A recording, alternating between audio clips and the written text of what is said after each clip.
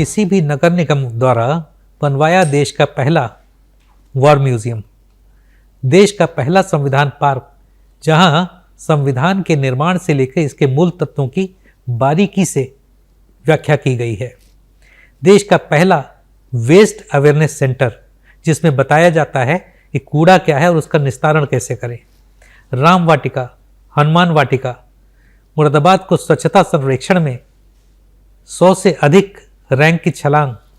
और ये सब काम अलग अलग व्यक्तियों ने नहीं किए हैं, सभी काम एक ही व्यक्ति ने किए हैं, मुरादाबाद के नगर आयुक्त श्री दिव्यांश पटेल ने। वे आज हमारे साथ हैं, उनसे ही समझेंगे कि उन्होंने ये सब कैसे संभव किया। इंडियन मास्टरमाइंड्स में आपका बहुत बहुत स्वागत है दिव्यांश जी। तो जितनी चीज़ें मैंने बताई ये तो मेरे ख्याल से सिर्फ आधी हैं, इससे कहीं और ज़्यादा जो हम सुबह देख के आए हैं, इससे भी कहीं ज़्यादा प्रोजेक्ट्स आपने तैयार किए हैं। तो 2 साल के अंदर इतनी ढेर सारी उपलब्धियां कैसे आपने हासिल की? सबसे पहले अगर हम शुरुआत करें तो संविधान पार्क से। संविधान पार्क का आइडिया आपको कैसे आया? ये पार्क दिल्ली में बनता, लखनऊ में बनता, समझ में आता था, मुरादाबाद में बनाने का आइडिया कैसे आया और क्यों? देखिए, अगर मैं शुरू से इसको शुरू करूं जी, तो इसके बैक स्टोरी में हमें जाना पड़ेगा, क्योंकि पहला जो प्रोजेक्ट था वो संविधान पार्क नहीं था। जी, मैंने फरवरी 24 में जब यहाँ ज्वाइन किया 2024 में, तो जैसा शहर को मैंने समझा और यहाँ की नीड को समझा, जब मैं यहाँ आया तो स्मार्ट सिटी प्रोजेक्ट पूरी तरीके से लगभग बाइंड अप हो चुका था और उसमें हार्डली थोड़ा बहुत फंड बचा हुआ था। अदरवाइज स्मार्ट सिटी की फंड पूरी तरीके से ख़त्म हो चुके थे। जाहिर सी बात है कि अगर सेंटर स्मार्ट सिटी का फंड यहाँ पे नहीं था तो नगर निगम से काम कराना एक चैलेंज था। तो प्लानिंग पहले की गई कि छोटे छोटे पैसे में काम कराए कैसे जाएं। और जो मैंने यहाँ समझा, कई चीज़ें, शिकायतें भी आती थी कि लोहे का जो काम है, अगर कोई काम रेलिंग लगाई गई है या, तो यहाँ के जो नशेड़ी या स्मैकीय तत्व हैं वो उनको कभी काट दे रहे हैं, कभी लाइट चोरी कर रहे हैं।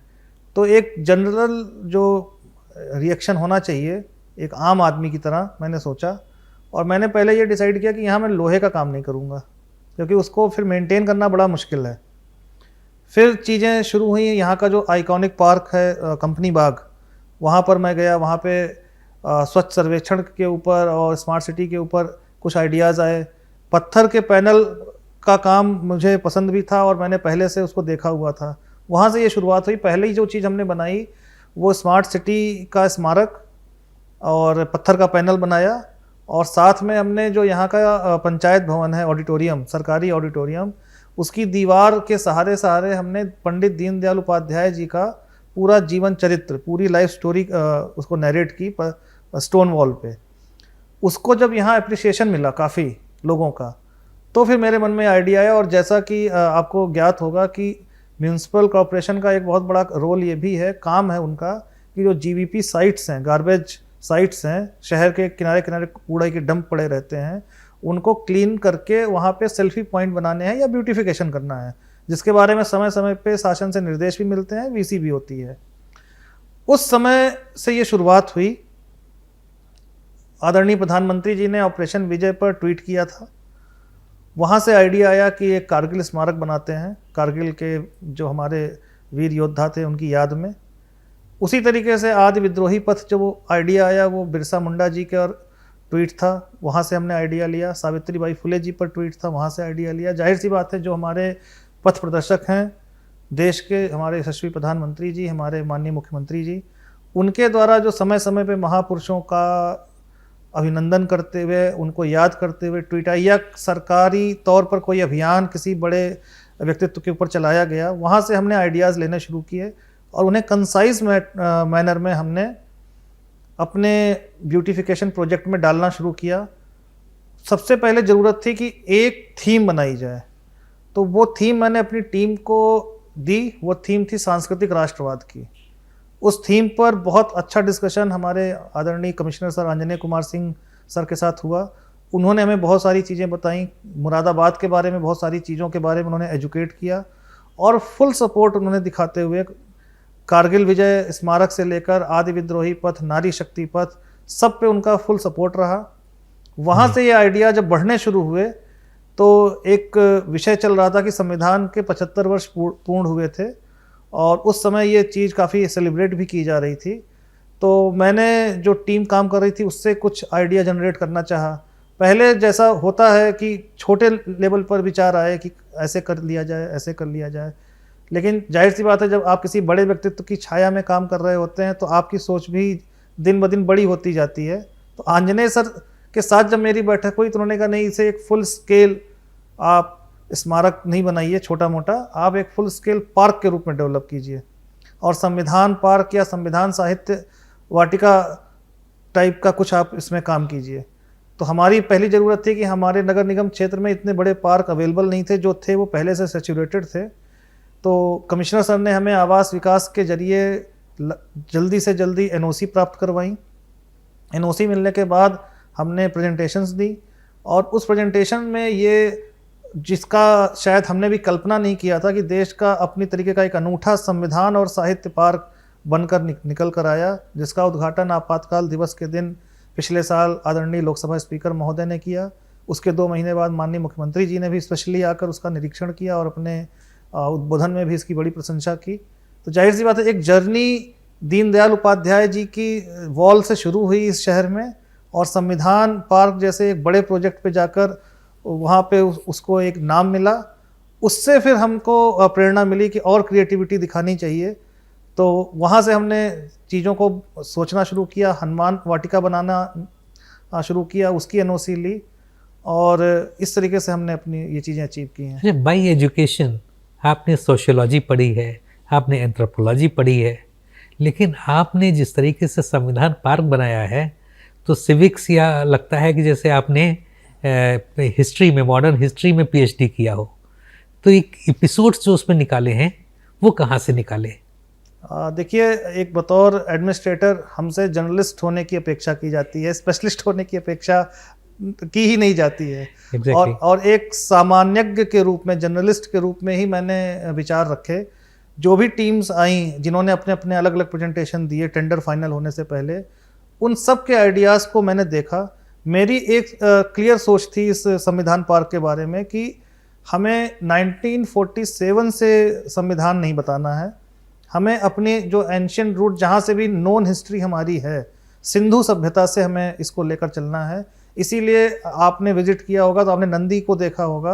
हमने नंदी से लिया कि हम आज के गणराज्य नहीं हैं, हम पहले से ही गणराज्य रहे हैं।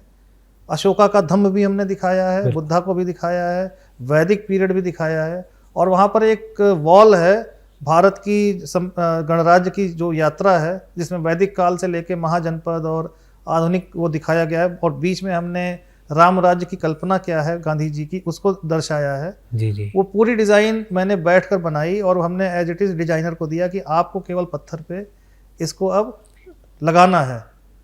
तो मेहनत तो की है, जर्नलिस्ट ज्ञान होता है, हम तैयारी करते हैं यूपीएससी की तो सिविक्स भी पढ़ते हैं, हिस्ट्री भी पढ़ते हैं और डिज़ाइन करते समय मेरे मन में यही था कि जब भी कोई क्लास 8 ऑनवर्ड्स ग्रेजुएट कर रहा लड़का या लड़की हमारा वहाँ पहुँचे, हमारा युवा वहाँ पहुँचे, तो उसे बहुत ब्रेन स्टॉर्मिंग नहीं करनी पड़े, उसको एक रेडी मटेरियल रहे कि हाँ, नीति निदेशक तत्व क्या है, एक वॉल है, मूल अधिकार क्या है, एक सिंपल भाषा में वॉल है। गांधी मैदान में जयप्रकाश नारायण जी ने लोकतंत्र की रक्षा के लिए भाषण दिया था, क्या उसकी एक फील रही होगी, उसके लिए एक म्यूरल बना हुआ है। पहली कॉन्स्टिट्यूएंट असेंबली में लोग बैठे थे, कैसी फील आई होगी, एक म्यूरल बना हुआ है। नेहरू जी ने संविधान की कॉपी दी थी राजेंद्र प्रसाद जी को, उसका एक हमने चित्रण दिखाया है। और सबसे आकर्षक चीज़ जो शायद अभी आपने नहीं देखी, जो संविधान की मूल प्रस्तावना की जो बुक बनी हुई है, उस बुक पे पर डे हम 7:30 to 8 संविधान की यात्रा का साउंड एंड लाइट शो भी दिखाते हैं। तो जो भी अपने संविधान के लिए, अपने देश के कॉन्स्टिट्यूशनल जर्नी में इंटरेस्ट रखता हो, ये एक रेडी मटेरियल है कि वो जाए, अपने बच्चों को दिखाए, अपने दोस्तों को दिखाए और हमें जो ये हमने प्रयास किया है उसको सफल बनाए। तो उसमें कितना फुटफॉल आ रहा है, कितने लोग उसको डेली देखने आते हैं? जब छुट्टियां होती हैं, जाहिर सी बात है ये वेरी करता है। पहले लोगों की ये शिकायतें रही कि टिकट का पैसा काफ़ी बढ़ा दिया गया है या जी। जैसा भी है, हमने उसको भी बहुत मिनिमम अब 30 रुपीज़ कर दिया है। शाम के वक्त ज़्यादा फुटफॉल रहता है और ये वेरिएशन भी करता है क्योंकि हमने यहाँ पर मिरर मेज़ बनाया सबसे पहले और एक 5D मोशन थिएटर भी बनाया। वहाँ का जो फुटफॉल है वो जाहिर सी बात है वहाँ से ज़्यादा है, लेकिन एजुकेशनल इंस्टीट्यूशंस से जो टूर वगैरह अब हो रहे हैं उससे काफ़ी फ़र्क पड़ा है और लोगों का फुटफॉल धीरे धीरे काफ़ी बढ़ा है। स्कूल कॉलेजेस से लगातार बच्चे आके वहाँ पे सीख रहे हैं। सीखते भी हैं, लगातार हमारे कोलैबोरेशन चल रहे हैं और जो नए इंस्टीट्यूशन को हम लगातार रीच आउट कर रहे हैं। बरेली तक हमारी कोशिश है कि बरेली और मेरठ से भी अब बड़े बड़े कॉलेजेस वहाँ पे हैं, तो वहाँ से भी हम बस सर्विस के माध्यम से अगर वो आना चाहें तो उनको हम सर्विसेज मुहैया कराएंगे। इसी तरीके से देश का जो पहला वॉर म्यूजियम किसी नगर निगम में बनवाया हो, तो वॉर म्यूजियम आपने क्यों बनवाया? इसकी भी छोटी सी कहानी है, क्योंकि अगर आप डिटेल में जानना चाहते हैं या आप कोर आइडिया जानना चाहते हैं तो मैं आपका 30 सेकंड लूँगा। जी जी मेरा ऐसा कोई विचार नहीं था, मैं पूरे साफ वही से आपको बताना चाहता हूँ। जी इसको कहते हैं कि आपके अंदर इच्छा होती है और कहीं से कोई बीज है जो बरगद बन गया। जी। पहली बार जब माननीय प्रधानमंत्री जी ने ट्वीट किया था तो मैंने जैसा बताया कारगिल की एक वॉल बनाई और वॉल अच्छे से बनाई और मैं उसमें संतुष्ट हो चुका था कि ठीक है मैंने बना दिया, ऑपरेशन विजय का ये स्मारक है and I have done my job. Then I went to ले that time only in April first week, और वहाँ पे लेह में जाने पर 1 दिन या 2 दिन जो विश्राम करना होता है, उस समय हमारे ड्राइवर साहब ने बताया कि साहब यहाँ पे एक आर्मी वालों का साउंड एंड लाइट शो चलता है, एक छोटा सा इन्होंने बना रखा है, आप देखना चाहो तो आप ये देख लो। तो मैं और हमारी वाइफ गए वहाँ पर देखने, और वहाँ पे जिस तरीके से वो बता रहे थे, छोटा सा एक उनका म्यूज़ियम था, कुछ चीज़ें फ़ोटो वगैरह लगा रखी थी, और शाम की टिकट हमने कराई साउंड एंड लाइट शो की, वो भी हमने देखा। तो जब मैं होटल में लौटा तो मैंने कहा कि ये चीज़ तो हम वहाँ भी बना सकते हैं, ये छोटा सा 2 कमरे का है, अच्छा बनाया है आर्मी वालों ने, एक लिगेसी है, कम से कम बच्चे जानेंगे। मैंने वहीं से अपनी टीम को कॉल किया कि आप लोग ज़रा एक जगह देखो जहाँ पे ज़्यादा जगह नहीं चाहिए, 8,000 से 10,000 स्क्वायर फीट जगह ही चाहिए, मतलब जिसमें 2-3 बड़े कमरे बन सकें, और हम ये बनाएंगे। तो आइडिया तो वहाँ से मैंने लिया, और जिस लेवल का ग्रैंड प्रोजेक्ट आप देख रहे हैं, ये 1 दिन में मुझे आइडिया नहीं आया, मैं झूठ नहीं बोलूँगा। मेरा आइडिया 2 कमरे का था कि छोटा मोटा अपना बनाकर, ज़्यादा नहीं, 1 करोड़ 2 करोड़ टाइप का कुछ फंड कहीं से जनरेट कराएंगे और इसको बना लेंगे। पर इसके बाद मैं गुलमर्ग गया, वहाँ पे भी मैंने ऐसे ही छोटा सा वो देखा, उससे कुछ आइडिया लिए, और वो धीरे धीरे 2 महीने 3 महीने मुझे लगे पहले कंसाइज करने में। असली टर्निंग पॉइंट आया जब मैंने इसमें एक टैंक का सोचा कि ये सब बनाएंगे और टैंक जो है वो फ्रंट पे लगा देंगे डोनेट करा के फौज से। वहाँ पे मैंने कमिश्नर सर से बात की, मैंने कहा सर इस तरीके से मैं सोच रहा हूँ। सर ने मुझे कनेक्ट कराया हमारे ही जो सीनियर हैं अमित किशोर सर से। अमित किशोर सर के पास जब मैं गया तो सर डिफेंस मिनिस्ट्री में, जी डिफेंस मिनिस्टर साहब के जो PS हैं श्री अमित किशोर सर के पास मैं गया। वहाँ पे उन्होंने पूरा समझा, उन्होंने एक मीटिंग फिक्स की, मैं और मेयर साहब ऑनरेबल रक्षा मंत्री जी के पास गए। हमने बताया कि सर हम ये सोच रहे हैं और इस तरीके से हमारा एक विचार है। रक्षा मंत्री जी ने कहा बहुत अच्छा विचार है, उन्होंने पूरा सहयोग दिया, उन्होंने टैंक देने के लिए अनुमति कर दी। आने वाले समय में फिर अमित किशोर सर ने हमें मोटिवेट किया कि आप इसको फुल स्केल बनाइए और जो कुछ आप चाहेंगे ऑनरेबल रक्षा मंत्री जी को आप ब्रीफ कीजिए, और मेरे ख्याल से सब कुछ आपको सर दिला देंगे। और वो दिन है और आज का दिन है कि एक फुल स्केल का वन ऑफ इट्स काइंड और शायद देश का सबसे आधुनिक रक्षा संग्रहालय, जहां ट्राई सर्विसेज को इतनी अच्छी तरीके से दिखाया गया है, including a dedicated floor for DRDO। ये कहीं पे भी नहीं है, ये बात मैं नहीं कह रहा हूँ, अब खुद सेना के लोग कह रहे हैं। और इसके पीछे पूरा श्रेय अगर आप पूछें कि इसके पीछे किन का श्रेय है, तो हमारे कमिश्नर सर की सोच है, रक्षा मंत्री जी का विशाल हृदय, और किसी इतने जूनियर ऑफिसर को इतना सपोर्ट करने का जो उन्होंने काइंडनेस दिखाई, और सबसे क्रूशल जो रोल रहा है वो हमारे अमित किशोर सर का रहा है, जिन्होंने एज ए PS2 RM हर एक चीज़ जो मैंने मांगी, कई बार मैं जूनियर हूँ, बहुत सारा अनुभव नहीं है, आउट ऑफ बाउंड चीजें मैंने उनसे बोली, उस मिग पर भी उन्होंने वो मिग 27 है उसमें। मिग 27 की ही बात मैं करने जा रहा था कि मिग 27 के बारे में मुझे नहीं पता था कि उसका एक बहुत लिमिटेड कोटा होता है जिसे डोनेट किया जा सकता है। और जब पिछले साल हमारे माननीय मुख्यमंत्री जी यहाँ पर आए और हमने उनको वो उस समय ऑनगोइंग प्रोजेक्ट था, हमने जब उन्हें दिखाया, he was very happy to see it. तो उन्होंने एक सजेशन दिया कि ये अच्छी बात है, आपको टैंक मिल गया है, हथियार मिल गए हैं, आप इसमें एक फाइटर प्लेन क्यों नहीं लगाते हैं।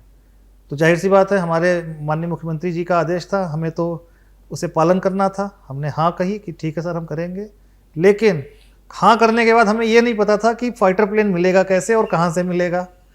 तो हम जाहिर तौर पे, मेरे पास एक ही व्यक्ति थे, मैं अमित किशोर सर के पास फिर भागा भागा गया, मैंने बताया। और शायद इसीलिए सर्विस में सीनियर्स का इतना रोल अहम होता है। सर ने कहा तुमने कह दिया है तो तुम्हें दिल मिलेगा, मैं कराऊंगा। सर ने ऑनरेबल रक्षा मंत्री जी से शायद रिक्वेस्ट किया, जो भी किया, और बाद में सर का फ़ोन आया 1-1.5 महीने बाद कि दिव्यांशु आपने कहा था तो देना ही था, माननीय रक्षा मंत्री जी ने आपके लिए ये कर दिया है। और अम्बाला से एयरफोर्स की टीम आई, उसने खुद उसको लगाया, इंस्टॉल किया और आज वो एक बहुत बड़ी उपलब्धि के रूप में, प्रदेश की उपलब्धि के रूप में खड़ा है। मुझे लगता है कि जगह की कमी थी, नहीं तो आप तो यहाँ एक शिप भी, वॉरशिप भी ला के खड़ा कर सकते थे। वॉरशिप की बात हुई थी, वॉरशिप पर ही अमित किशोर सर ने मुझे मजाक भी मेरा बनाया कि तुमको पता भी है वॉरशिप कितनी बड़ी होती है, उतना बड़ा तो तुम्हारे पास जगह भी नहीं है। बट अगेन मैं उनको बड़ा मतलब रिस्पेक्ट से जो है सारा श्रेय उनको देता हूँ कि सर ने हमें MDL से कनेक्ट कराया, सारे डिफेंस की PSU से कनेक्ट कराया। और फर्स्ट फ्लोर पे जब आप जाकर देखेंगे तो INS विशाखापट्टनम का huge scale model, true model वहाँ पर है, INS कोलकाता का मॉडल है, DRDO की सारी मिसाइलों के ट्रू मॉडल हैं, रेप्लिकाज हैं। DRDO ने जितने हमारे हथियार बनाए हैं जो मॉडर्न वेपन्स हैं, उनके रेप्लिकाज हमें डोनेट किए हैं, जो कि बहुत अपने आप में बड़ी बात है। और जाहिर सी बात है, यही वो चीज़ें हैं जो हमारे त्रिशूल नाम भी मैंने सोच कर रखा कि ट्राई सर्विसेज से जुड़ा हुआ नाम होना चाहिए। तो त्रिशूल रक्षा संग्रहालय की जो USP है, जिसको लेफ्टिनेंट जनरल सेन गुप्ता जी आए और उन्होंने इंस्पेक्ट किया, देखा सारी चीज़ों को, तो उन्होंने यही बताया कि और जगहों पे कैंट एरिया में जहाँ पे सेना बनाती है, हम एक पर्टिकुलर किसी लड़ाई के बारे में बनाते हैं, किसी यूनिट के बारे में बनाते हैं, किसी रेजिमेंट के ऑनर के बारे में बनाते हैं, पर फ्रॉम हिस्ट्री टू मतलब मॉडर्न जितने भी हमारे बैटल हुए उसको दिखाते हुए और बीच में एक एक्चुअल ट्रेंच बनाना और उसको लोंगेवाला की लड़ाई से जोड़ना, ये अभी तक कहीं नहीं हुआ है। वो ऐसा साउंड एंड इफेक्ट है, लाइट इफेक्ट, कि लगता है कि आप स्वयं युद्ध भूमि के बीच में पहुंच गए हैं। यही हमारी कोशिश थी कि इतना सिमुलेशन देना है। एक सिमुलेशन होता है जो आप किसी एक मशीन में बैठते हैं और आपको वो सेंसेशन देता है, एक सिमुलेशन ये होता है कि आप खड़े हैं और साउंड एंड लाइट इफेक्ट ऐसा दिया जाए कमरे में कि आपको फील हो जैसे कि अगर आपने टेरेन वॉरफेयर का सेक्शन वहाँ देखा हो तो आपको ऐसा लगता है कि जो सैनिक खड़ा है, लाइट इफेक्ट ऐसा है कि उसको लगता है गन चल रही है, बिल्कुल, जबकि वो स्टैटिक है। कितनी जगह लगता है कि वो सच में कोई जवान खड़ा हुआ ताज होटल पे अटैक का जो हमने एक चित्रण किया है जी, वो दीवार पे ऐसा लगता है कि सच में धुआं और आग निकल रही है। बिल्कुल बिल्कुल, यही हमारी कामयाबी है। अगर इस तरीके से जो भी अभी तक निरीक्षण हुए हैं, सबका ये फीडबैक मिला है कि ये अपनी तरीके का अनोखा है। जी जी। और उसको जो इन्हेंस करता है वो है हमारा DRDO का पूरा एक फ्लोर। वो किसी भी अभी तक म्यूजियम में आपको इस तरीके से एजुकेशनल पर्पस से नहीं मिलेगा। जिस तरीके से डोम थिएटर बनाया है वो भी लगभग 3D इफेक्ट देता है, लगता है कि आप बीच में बैठे हुए हैं। और देखिए 22.5 डिग्री पे इंक्लाइन करके उसको बनाने का पर्पस ही यही था कि जब वो मूवी घूमती है और सर्कुलर फॉर्मेशन होता है तो हमारी जो ह्यूमन बायोलॉजी कहती है कि हमारी 2D आइज़ हैं, तो वो 2D आइज़ को ही 3D में कन्वर्ट करती है जी। और शायद यही हमारी कामयाबी भी है जी। ये जो आपने इनके अलावा एक वेस्ट अवेयरनेस सेंटर बनाया है, वो भी देश में पहला है।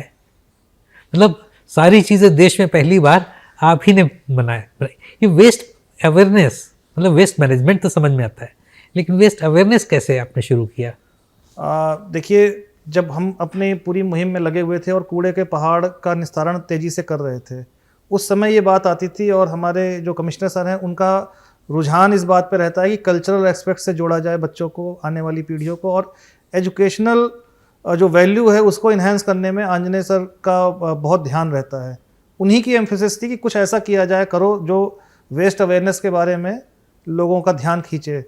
हमने अपनी टीम से डिस्कस किया, कुछ टेक्निकल एक्सपर्ट्स भी बुलाए जिन्होंने इस क्षेत्र में काम किया हुआ था, और अल्टीमेटली ये बात आई कि सर 1000 से 1200 स्क्वायर मीटर जगह हमें अगर आप दे दें तो हम इस तरीके से एक प्रोजेक्ट बना सकते हैं। वो प्रोजेक्ट बनना शुरू हुआ, उसमें सर के भी काफ़ी इनपुट लिए गए, कमिश्नर सर के इनपुट लिए गए, हमने अपना इनपुट दिया, और बनते बनते अंत में वो इस तरीके से निकल कर आया कि गवर्नमेंट ऑफ इंडिया ने उसको देश का सबसे पहला वेस्ट अवेयरनेस एजुकेशन सेंटर के रूप में मान्यता दी, और उसको जो है एक आर्टिकल के रूप में भी पब्लिश किया। हमारे ऑनरेबल सीएम सर ने आके उसका उद्घाटन किया। उसका नाम हमने गौतम बुद्ध पार्क में चूँकि बनाया है तो Gautam Buddha waste awareness centre उसका नाम रखा। और आज के जो वर्तमान परिदृश्य में अगर आप पूछें तो बहुत सारे एजुकेशनल इंस्टीट्यूशन वहाँ पर अब अपना अपॉइंटमेंट करा रहे हैं हमारे इंजीनियर सेक्शन से कि हम आना चाहते हैं, हमें ये दिन का स्लॉट दे दीजिए, ये दिन का स्लॉट दे दीजिए। कॉमन नागरिक भी जाते हैं। मेरी अपनी 4 साल की बेटी है, वहाँ पे जो हमने एक इंटरेक्टिव गेमिंग सेक्शन रखा है वो हर दूसरे दिन जिद करती है कि ट्रैश गेम खेलने मुझे जाना है। आज आपको भी हमने एक छोटा सा एक्सपीरियंस दिया, पर जो हम एडल्ट हो चुके हैं, बच्चे के नज़रिए से आप सोचिए, उसको उस ट्रैश गेम से ये पता चल रहा है कि ये चीज़ें ट्रैश हैं, ये यहाँ करनी है, यहाँ करनी है। यही आपके टेन्योर की, आपके इनिशिएटिव्स की सफलता होती है कि जब आपके घर में भी आपका बच्चा उस चीज़ को अप्रिशिएट कर रहा हो कि हाँ, इससे मुझे ये सीखने को मिल रहा है। तो दुनिया की जो बेस्ट प्रैक्टिसेस वाली कंट्रीज़ हैं, आपने उसको भी शोकेस किया है और ये भी शोकेस किया है कि साहब ट्रैश को अगर आप नहीं ट्रीट करेंगे ठीक से तो उसके इल इफेक्ट क्या हो सकते हैं। तो मेरे ख्याल से अगर किसी को सीखना हो ट्रैश के बारे में तो एजुकेशन के लिए आपने रक्षा से लेके वेस्ट तक इतना बड़ा एक क्या कहना चाहिए स्पेक्ट्रम तैयार किया है कि बच्चों के लिए तो मुरादाबाद अब लर्निंग सिटी बन गई है। जो हमारा अगला इनिशिएटिव है वो है टूरिज्म ब्रोशर बनाना, क्योंकि अब सबका ये कहना है कि हमने दिल्ली रोड पर मुरादाबाद में एंट्री के दौर जहाँ पे पॉइंट है वहाँ पर 2 बहुत बड़े बड़े बोर्ड लगा भी दिए हैं ऑलरेडी कि ये टूरिस्ट अट्रैक्शन है, जहाँ पर आप अगर मुरादाबाद से होते हुए कॉर्बेट जा रहे हैं तो यहाँ पर रुकिए, एक इवनिंग रुक कर जाइए, या नैनीताल से आप दिल्ली वापस जा रहे हैं तो यहाँ रुकते हुए जाइए। और इसको अब हम कल ही हमने होटल एसोसिएशन के साथ बैठक की है और उनसे ये रिक्वेस्ट किया है कि ये सारी चीज़ें आपकी जिम्मेदारी है कि आपकी आने वाली पीढ़ियाँ भी जाने, प्लस आपके बिजनेस के लिए ज़रूरी है कि दिल्ली से जो सेक्शन मूव कर रहा है कॉर्बेट और नैनीताल वो मुरादाबाद होकर ही जाता है, उसे ये चीज़ें पता चलें। इसके लिए आप वेबसाइट्स पे इन चीज़ों को डालिए, क्योंकि अगर मैं गिनाना शुरू करूं तो हमारे पास अभी मिरर मेज भी है, 5D मोशन थिएटर है, संविधान पार्क है, श्री राम वाटिका है जहां पे रामायण के सारे प्रसंग 43 स्टोन पैनल में हमने इंक्लूड कर दिए हैं, हनुमान वाटिका है, देश का सबसे आधुनिक रक्षा संग्रहालय है, देश का सबसे पहला भारतीय खेल पार्क है जिसमें पहली बार इंडियन स्पोर्ट्स जो थे हमारे या जो हैं गिल्ली डंडा से लेके चौसर, मलखम, कलियार पट्टू सबको हमने शामिल किया है। वेस्ट अवेयरनेस सेंटर हमारा है। इन सभी चीज़ों को देखने के लिए वैसे तो 1 दिन कम पड़ेगा, उसे 2 दिन चाहिए, पर एटलीस्ट 1 दिन तो यहाँ लोग रुकें और 4-5 घंटे दें। ये मुरादाबाद नगर निगम की सबसे बड़ी उपलब्धि होगी। 1 दिन तो गुजारो मुरादाबाद में। हाँ, समथिंग लाइक दैट। ये हमारी कोशिश रही है कि टूरिस्ट अट्रैक्शन भी बनाएं, साथ में हमने जो इंफ्रास्ट्रक्चर होना चाहिए शहर में, हमने 1000 सीट ऑडिटोरियम का काम शुरू कर दिया है। हमने इंडोर स्टेडियम की यहाँ कमी थी, इंडोर स्टेडियम शासन से पास कराया है।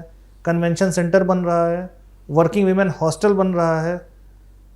यहाँ के जो 6 सबसे बड़े वो नाले थे जो जिनके नाते यहाँ पे बरसात में पानी भरता है, उन नालों का 400 करोड़ का प्रपोजल मैंने अभी 4 दिन पहले भेजा है। तो इंफ्रास्ट्रक्चर के भी पॉइंट ऑफ व्यू पे हमने जो मेन चीज़ें होती हैं, सीनियर केयर सेंटर यहाँ का वर्ल्ड क्लास बनकर खड़ा हुआ है। तो ये सारी चीज़ें हमने बना कर दी हैं ताकि आने वाले समय में शहरवासी केवल ब्यूटिफिकेशन और एंटरटेनमेंट पैकेज को ही ना देखें, हम चाहते हैं कि वो इंफ्रास्ट्रक्चर में भी रिच हों। तो अगर मैं कहूँ तो आपके काम का मूल मंत्र क्या है, कि आप कार्यशैली जिसका एक मूल मंत्र? मूल मंत्र जैसा तो अभी तक मतलब इतनी शायद मेरी उम्र नहीं हुई कि मैं इतना डीप फिलॉसफी बता सकूं, बट यस, मैं बड़ा पैशनेट था इस सर्विस में आने के लिए, और बहुत ज़्यादा मुझे प्राइड है, मैं बहुत इस सर्विस को लेके हाई रिगार्ड रखता हूं।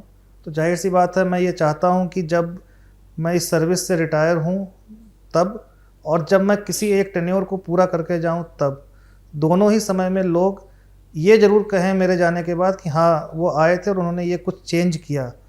तो बी द चेंज मेरा एक तरीके से मूल मंत्र है कि खुद परिवर्तन करिए, और जहाँ पर आप जाइए वहाँ थोड़ा बहुत सकारात्मक परिवर्तन करके जाइए। चेंज तो आपने किया, आपने सोशियोलॉजी और एंथ्रोपोलॉजी से जेएनयू में पढ़ाई की जी उसके बाद आपने सीआरपीएफ में शुरू किया जी एज कमांडेंट, जी और उसके बाद फिर आईएएस में आए। जी। तो चेंज तो आपने अपने में भी बहुत लेके आए। हाँ, और आईएएस मैंने संस्कृत से पास किया है। अरे ये मेरा ऑप्शनल संस्कृत लिटरेचर था, जिसको मैंने इंग्लिश मीडियम में लिखा, संस्कृत को मैंने इंग्लिश में लिखा। ऐसा क्यों? क्योंकि मीडियम मेंस एग्जामिनेशन का मीडियम मेरा इंग्लिश था जी, तो संस्कृत के जो श्लोक का एक्सप्लेनेशन लिखना होता है वो मैंने इंग्लिश में लिखा पूरा। Very interesting. तो ये भी एक चेंज है कि लोगों को ये नहीं पता है, मेरा मेन एमए या एमफिल सोशियोलॉजी में है, बट आईएएस का जो एग्ज़ाम मैंने पास किया, मेंस एग्जामिनेशन में मुझे अपने ऑप्शनल में सेकंड हाईएस्ट नंबर भी मिले थे, 303 आउट ऑफ 500। और वो सारा श्रेय खैर वो मेरे पिताजी का है, वो संस्कृत के अध्यापक थे, उन्होंने 3 महीने आके मुझे पढ़ाया, सारी चीज़ें अच्छे से पढ़ाई। तो जाहिर सी बात है चेंज तो वहाँ पे भी है। तो इतना सब आप कर रहे हैं, उसके बाद भी आपको स्काई डाइविंग, है ना, जंगल सफारी, या इवन क्रिकेट के जो मैचेस हैं वो देखने के लिए कहाँ से समय मिल जाता है? जिंदा रहने के लिए, क्योंकि मेरा मानना है कि एक मुर्दा आदमी कभी भी प्रशासक अच्छा नहीं बन सकता है। जी, अगर आप जिंदा नहीं हैं अंदर से, तो आप जो सामने कोई अपनी समस्या लेकर व्यक्ति आया है उससे कनेक्ट नहीं कर सकते हैं, फिर आप डेड वुड है। और शौक होने चाहिए, और ये हमें अपनी एकेडमी में भी सिखाया जाता है।